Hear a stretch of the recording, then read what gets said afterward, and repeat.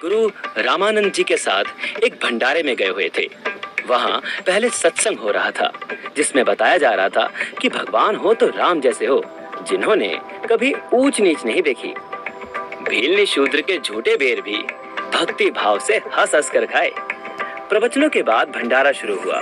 ब्राह्मणों ने पंडितों, साधु संतों और महंतों के लिए अलग से भंडारे की व्यवस्था कर रखी थी तथा अन्य साधारण लोगों के लिए अन्य भंडारे की व्यवस्था भी की थी।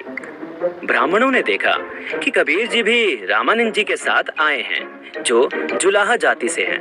उन्होंने सभी संतों, महंतों से चारों वेदों के एक एक मंत्र सुनकर भंडारे में प्रवेश करने की नीति बनाई। सोचा कि कबीर जी अपने आप ही अलग हो जाएंगे। विद्वान माने जाने वाले सभी पंडित महंत मंत्र सुनाकर ब्राह्मणों वाले भंडारे में प्रवेश कर रहे थे।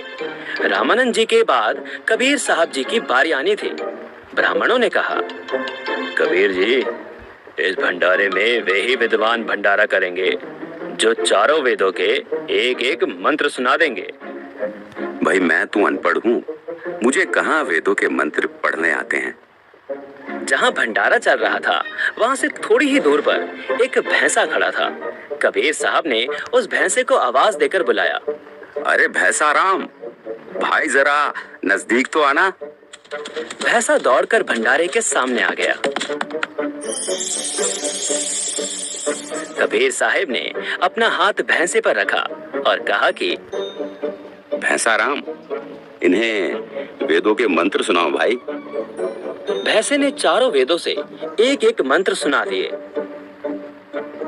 ऋषि मणाया, ऋषिकृत, सवृषा, सहस्रता, तिथः, पद्भिः, कवीनां, तृतीयं, धाम महिषा, शिशासन्त सोमः, विराजमानो राजितस्तु।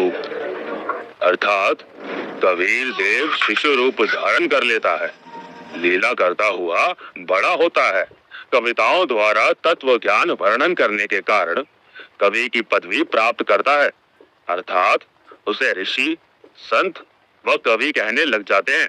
वास्तव में वो पूर्ण परमेश्वर शरीर में, आकार में, गुंबद में, सिंहासन पर विराजमान है और वो कोई और नहीं बल्कि मेरे पास जो खड़े हैं यही वो पूर्ण परमेश्वर हैं। सभी ब्राह्मण अचंभित रह गए। कबीर साहब ने कहा, लो भाई, भैंसा राम ने मंत्र सुना दिए। भैंसा राम, जाओ और विद्वानों के साथ बैठकर भंडारा करो। मैं तो साधारण लोगों के साथ ही भंडारा कर लूंगा। ये लीला देखकर उपस्थित पंडित शर्म से पानी पानी हो गए और क्षमा मांगी। परमेश्वर कबीर जी ने कहा, हे विद्वानों, आप अपने सत्संग में क्या प्रवचन कर रहे थे कि श्री रामचंद्र जी ने सबरी के झूठे बेर बड़ी रुचि रुचि खाए थे, तनिक भी भेदभाव नहीं किया और स्वयं आप लोग भेदभाव कर रहे हो।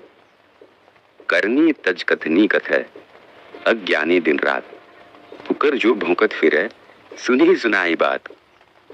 सर्व विद्वान व परमात्मा चाहने वाले ब्राह्मणों ने कबीर परमेश्वर जी से दीक्षा ली। इस प्रकार परमेश्वर कबीर जी ने अपने प्रिय आत्माओं को काल के जाल से निकालकर अपनी शरण में लिया। उस समय उपस्थित हजारों की संख्या में अन्य श्रोताओं ने भी ये लीला देखी और दीक्षा प्राप्त करके अपना जीवन धन्य किया।